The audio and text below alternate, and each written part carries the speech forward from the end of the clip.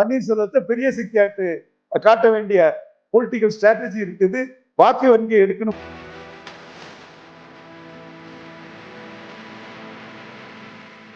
கண்டிப்பா நாம சொன்னோம்னா அவர் வலது பக்கத்துல இருந்தது இன்டர்நேஷனல் அளவுல ஒரு பெரிய பூஸ்ட், இந்தியன் லெவல்ல பெரிய பூஸ்ட் தான் சொன்னோம்.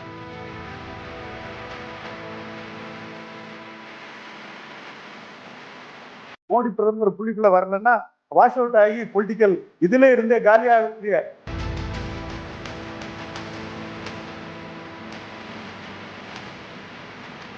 உங்களுக்கு ஓட்டு கெப்பாசிட்டி கிடையாது, ஒரு கண்ட்ரோலிங் கெப்பாசிட்டி கிடையாது, சீட் கன்வெர்ட்டிங் கெப்பாசிட்டி கிடையாது. 2019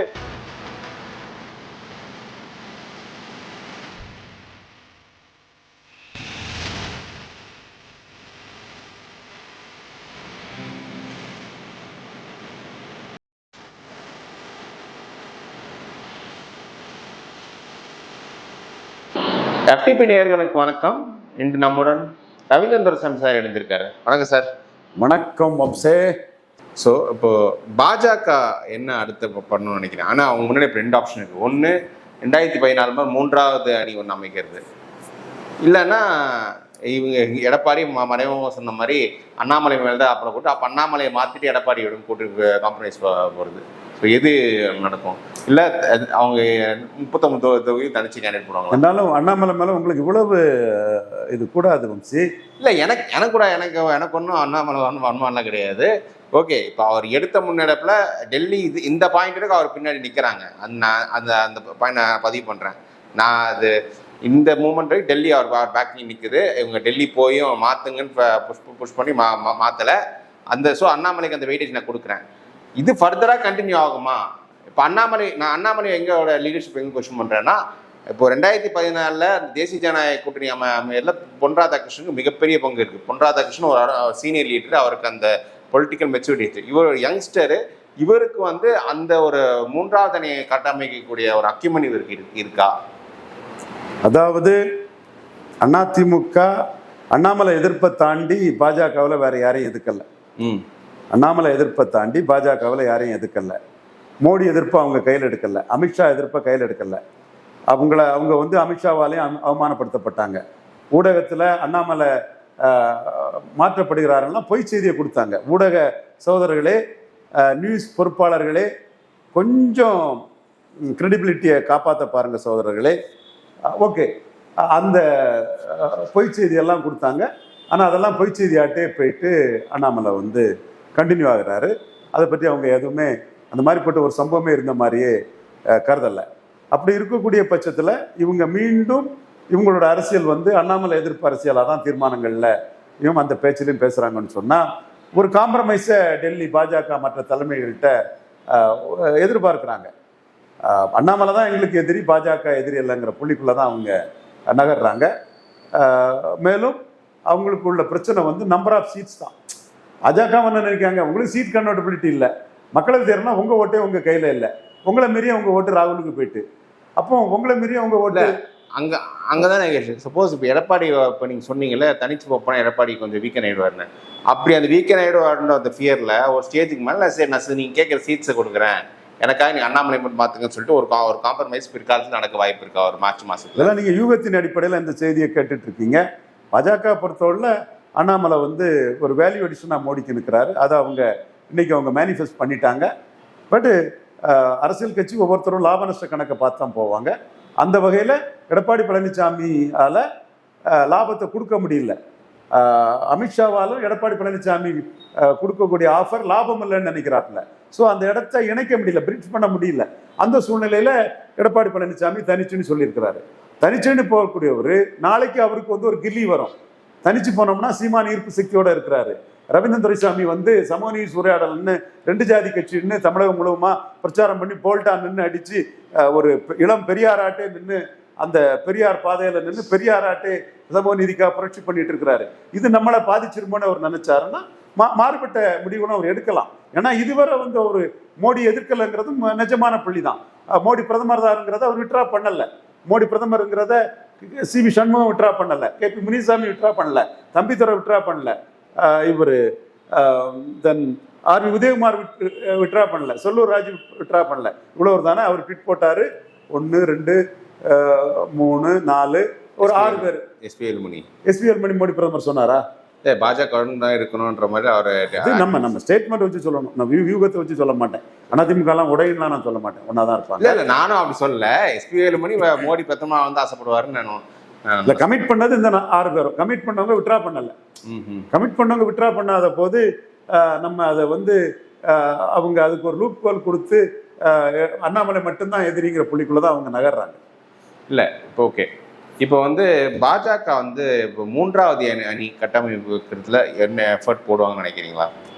இல்ல இது அவங்க எடப்பாடி 62 எம்எல்ஏ 90% கட்சி இரட்டையில சின்னம் இருக்கிறதுனால ஸ்டாலினுக்கு அடுத்தபடியா பெரிய சக்தியா எடப்பாடியா தான் பாக்குறாங்க. தூரத்துல அதுதான் ஸ்டாலினுக்கு இணையானவர் கிடையாது எடப்பாடி பழனிசாமி. அது சும்மா கருத்து குருடர்கள் வந்து எடப்பாடி பழனிசாமி பல நிரூபிக்கிறதுக்கு முன்னாடியே உள்நோக்கத்தோட சொல்லிட்டு தர்றாங்க. அதெல்லாம் தவறு. பன்னீர்செல்வத்துக்கு என்ன பலம், எடப்பாடி பழனிசாமிக்கு என்ன பலம்ங்கிறது 2024 தான் தெரியும். தெரிஞ்ச பிறகு நம்ம ஸ்டாலினுக்கு அவருக்கு 5% தான் டிஃபரன்ஸ்னா ஸ்டாலினுக்கு இணையான தலைவர் நம்ம சொல்லிட்டு போறோம். அது தெரியுது முன்னாடி பண்ணதெல்லாம் மோசடித்தனம். இவங்க வந்து அந்த ப்ரூவ் பண்ணதுக்கு முன்னாடியே சிலர் அதை முடிவெடுத்து பேசுறாங்க. அது 2024 தான் அது தெரியும். பிளேயர்ஸ் வந்து நம்ம கருத்தை தான் மதிப்பாங்க. ஸோ எடப்பாடி பழனிசாமியை பொறுத்த வரையில 1% பலம் நிறுத்த ஒரு கட்சி கூட அவரை கூட்டணிக்கு வந்தாங்கன்னா உங்க பலம் வந்து மக்களவை தேர்தலில் 2019 குறைவுன்னு சொல்லி தான் வருவாங்களே தவிர பிளேயர்ஸ் வந்து நம்ம கருத்தை தான். அது ஓகே. பட் பாஜகவுக்கு நோக்கி கூட்டணி வராங்க. பாஜக தலைமையிலான கூட்டணி அந்த மாதிரி வாய்ப்பு இருக்கா? இல்லை, ஒரு அதிமுக தலைமையிலான கூட்டணின்னு சொல்றாரு. அந்த கூட்டணியில் 1% பலம் நிறுத்தவங்க வந்தா கூட இல்ல நான் வந்து எடப்பாடி சொல்றதை விடுங்க. இப்ப அண்ணாமலையும் பாஜக நெக்ஸ்ட் ஸ்டெப் என்ன பண்ண போறாங்க கேக்குறேன். பாஜகவுக்கு ஸ்டெப் என்னன்னு சொன்னா எடப்பாடி பழனிசாமி மோடி பிரதமர்னு சொன்னாரு. அந்த புள்ளியை விட்டு ஒரு முழுக்க விலகி போயிருவாரா மாட்டாராங்கிறது பார்க்கணும். மோடி பிரதமர் இல்ல, நாங்க அண்ணாமலை இவரு எடப்பாடி தான் பிரதமர் சொல்றாங்களா? யாரும் சொன்னாங்களா? பொன்னையனும் இவரும் சொன்னாங்களா? அந்த ஸ்டாண்ட் செல்லூர் ராஜு அந்த ஸ்டாண்டுக்கு வராங்களான்னு பார்க்கணும். காமெடி ஸ்டாண்டு சரி விடுங்க, அவங்க அந்த ஸ்டாண்டுக்கு வராங்களான்னு பார்க்கணும். அது இல்லாதவரை மோடி பிரதமர் புள்ளிக்குள்ள இருந்து அவங்க விலகிட்டாங்களா இல்லையாங்கிறது வந்து நம்ம அவங்களா சொன்னாதான் அது நமக்கு தெரிய வரும். பன்னீர்செல்வம் மோடி பிரதமர்ங்கிற புள்ளியில தான் சொன்னாரு. அன்புமணி மோடி பிரதமர் தான் சொன்னாப்புல. பன்னீர்செல்வத்தோட இருக்கக்கூடிய டிடிவி. ஸோ இவங்களை ஒன்றிணைச்சு ஒரு அணி அமைக்கிறதுக்கு முடியும். அவங்கவுங்களுக்கு செல்வாக்கான பலமான தொகுதிகளை. அதுலதான் எனக்கு கேள்விகள். ஃபர்ஸ்ட் என்னன்னா, பாமக வந்து பாஜகவோட குறைவான சீட்ஸ் கண்டெஸ்ட் பண்ண ஒத்துப்பாங்களா? பாமக பாஜகவோட குறைவான சீட்டை கண்டெஸ்ட் பண்ண ஒத்துக்குவாங்களாங்கன்னா அவங்க இதுவரை கண்டெஸ்ட் பண்ணலைங்கிறது தான் 100% உண்மை. அது 14 கண்டெஸ்ட் பண்ணல, 11 உண்மை. அணி அமையணும்னா சில இடங்கள்ல விட்டு கொடுத்து போக வேண்டிய ஒரு சூழ்நிலை வரும். ஓகே, அவங்க கண்டெஸ்ட் பண்ணலைங்கிறதா உண்மை. நம்ம செருப்பு தக்கன கால வெட்ட முடியாது. எல்லா காலகட்டத்திலும் யூனிஃபார்மா நம்ம விஷயங்களை தரவின் அடிப்படையில் பேசக்கூடிய அவங்கள்ட்ட அது ஒரு இஷ்யூ தான். அவங்க வந்து பாஜகவுக்கு ஒரு முக்கியத்துவம் கிடைக்கிறதே அவங்களுக்கு வந்து ஒரு கஷ்டமா தான் இருந்து, என்றாலும் அவர் என்டூரன்ஸ் இஷ்யூ வச்சு ஒன்று பொலிட்டிக்ஸ் பண்ணி அந்த சந்தர்ப்பத்தில் நம்ம முக்கியத்துவம் வரும்போது நம்ம அதை சாதிச்சுக்கலான்னு தான் எடப்பாடி பழனிசாமி டாக்டர் ராமதாஸ் நினைப்பாரு. அப்போ அவங்கள பொறுத்தளவுல எடப்பாடி பழனிசாமி ஆப்ஷனையும் கம்ப்ளீட்டா ரூல் அவுட் பண்ணிட முடியாது. ஏன்னா எடப்பாடி பழனிசாமி வந்து 2வது இடத்தை நிரூபிக்கிறதுக்கு 7+1 பன்னீர்செல்வத்தோட சேர்ந்து கொடுத்தாரு. இப்பவும் 2வது இடத்தை வட தமிழகத்தில் நிரூபிக்கணும்னா பாமக தான் பெரிய சக்தியா இருக்காங்க. ராமதாஸுக்குன்னு பிக்சடு வாக்கு வங்கி இருக்கு. வன்னியர்களுக்கு உறுதியான தலைவர் 10.5 அவர் உறுதியா நின்று ஃபைட் பண்றாருங்கும் போது பாமக கூட்டணி வேணுங்கிறத எடப்பாடி பழனிசாமி ஒரு பெரிய ஆஃபரை வந்து பாமக கொடுக்கறதுக்கு வாய்ப்பு இருக்கு. நம்ம அதை ரூல் அவுட் பண்ண முடியாது. ப்ரொவைடிங் பாஜக கூட அவர் இல்லை, தனியா போறாருங்கிற சூழ்நிலையில. அதுல இன்னொரு சிக்கல் என்னன்னா 10.5 ஒரு பெரிய சிக்கலா இருக்கு. 10.5 எடப்பாடி பழனிசாமி தான் கொடுத்தாரு. 10.5 வண்ணார் வலையர் நாவிதர் கொண்ட சபல்டன் காஸ்டுக்காக நான் நிற்கிறேன், நான் துணிஞ்சு நிற்பேன். இதை எவனும் தடுத்துட முடியாது, வழக்கும் என்ன ஒன்றும் பண்ண முடியாது. இந்த ஜாதிகளின் நியாயத்துக்காக நான் நின்றுட்டு தான் இருப்பேன். நீங்கள்லாம் உங்க சொந்த ஜாதிக்காக, ஜாதி இல்லை மதம் இல்லை, பொதுத்தள கட்சி எம்ஜிஆர் ஜெயலலிதான்னு பேசிக்கிட்டு ஊரை ஏமாத்திட்டு இருக்கீங்க, சமூகநீதியை சூறையாடிட்டு இருக்கீங்க. நான் ஏன் ஜாதி இல்லாத இந்த மக்களுக்காக நான் போராடிட்டு இருக்கிறேன். எனிவே அன்னைக்கு கொடுத்தது எடப்பாடி பழனிசாமி தான். வன்னியர்கள் வந்து அந்த இடத்துல எடப்பாடி பழனிசாமி இது நன்றி தெரிவிக்கிறாங்க. நம்ம அதை பல இடங்கள்ல சொல்லிட்டோம். சேலம் தர்மபுரி தவிர மற்ற பகுதியில் எடப்பாடி பழனிசாமி வன்னியராக கூட பார்க்குறாங்கங்கிற புள்ளியும் நம்ம சொல்லியிருக்கோம். பாமக இதுல 10.5 மையமா வச்சு தங்களோட அரசியல் நகர்வுகளை செய்வாங்க. 10.5 வன்னியர் சென்டிமெண்ட்ஸை ரிப்போர்ட் பண்ணுவாங்க. டாக்டர் ராமதாஸ் வன்னியருக்கு உறுதியான ஒரு தலைவர், அதுல மாற்று கருத்துக்கு இடம் இல்லை. எடப்பாடி பழனிசாமி 10.5 டிஃபெண்ட் பண்ணுவாரா, கொடுத்தது சரின்னு சொல்லுவாரா, அதை பற்றி பேசுவாரா? சிவி சண்முகம் அதை பற்றி பேசிடுவாரா? கொடுத்ததுல சந்தோஷப்பட்ட KP முனிசாமி அதை பற்றி பேசிடுவாரா? ஐயா எடப்பாடி பழனிசாமி அவர்களே 10.5 நான் கொடுத்தது சரின்னு இப்போ சொல்லிடுவீங்களா? ஐயா சிவி சண்முகம் அவர்களே சட்ட மந்திரி ஆட்டு நான் 10.5 கொடுத்தது சரின்னு வன்னியர்கள்ட்ட இன்டர்னல்ல சொல்லிட்டு இருப்பீங்க, வெளிப்படையா சொல்லிடுவீங்களா? ஐயா KP முனிசாமி அவர்களே 10.5 கொடுத்தது பெரிய சாதனைங்கிறத உள்ளுக்குள்ள பேசிக்கிடுவீங்க, உங்க ஜாதிக்காரங்கிட்ட பேசிடுவீங்க, வெளிப்படையா மக்கள் மத்தியில சொல்லிடுவீங்களா? ஜாதி இல்லை மதம் இல்லை நாங்கள் அதிமுகன்னு சொல்லுவீங்களே, சொல்லிடுவீங்களான்னு கேட்டால் அவங்களால முடியாதுங்கிறதா என் கருத்து. ஓகே, இப்போ ஓபிஎஸ் அவர்கள் இந்த கூட்டணி கொண்டு வரதுக்கு முன்னாடி ஓபிஎஸோட பலம் என்ன, எவ்வளவு ஓட்டு ஓபிஎஸ் இவங்க மதிப்பிடுறாங்க?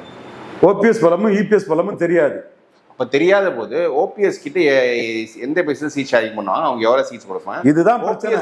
ஓபிஎஸும் இதுதான் பிரச்சனை. இபிஎஸ் பலம் தெரியாது. வெப்பலையும் சூப்பர் ஸ்டார் தம்பி பேர் என்ன, சவுக்கு சங்கர் இபிஎஸ் ஆகும்னு சொன்னா பிளேயர்ஸ் ஒத்துக்கிட மாட்டாங்க.